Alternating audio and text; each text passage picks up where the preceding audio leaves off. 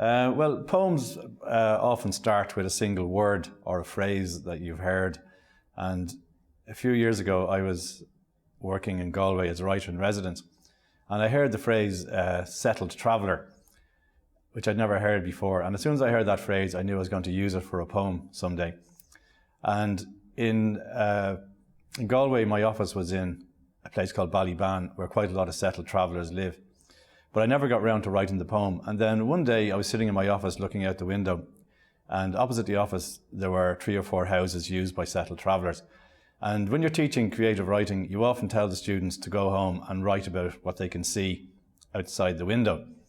And I'd never actually done this myself, so this poem arose in that way. It's called The Traveller Girls at the Siberian Ballet. The travellers have settled. They have settled for this, the last stop on their itinerary.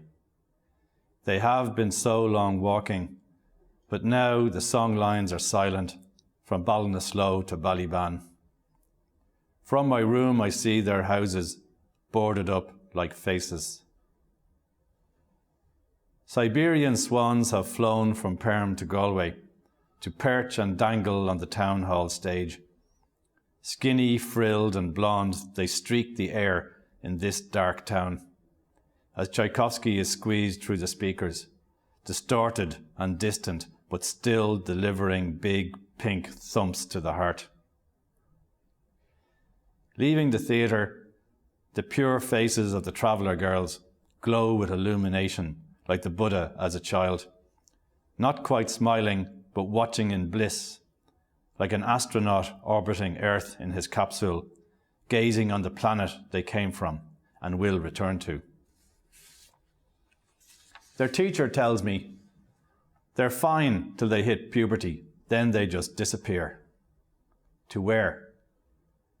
Into the karmic wheel of birth and death and suffering, where time makes them settle, so they stand still for the rest of their lives, camped between avatars, stunned by the shock of unmoving ground beneath their feet.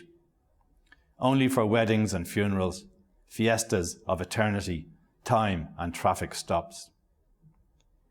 In the evening, I see their fathers' impenetrable faces as they speed their vans from one end of the car park to the other and back again and again, the children strapped into their cots to let them dream before they fall and wake to see the ground rushing up to meet them, making them halt.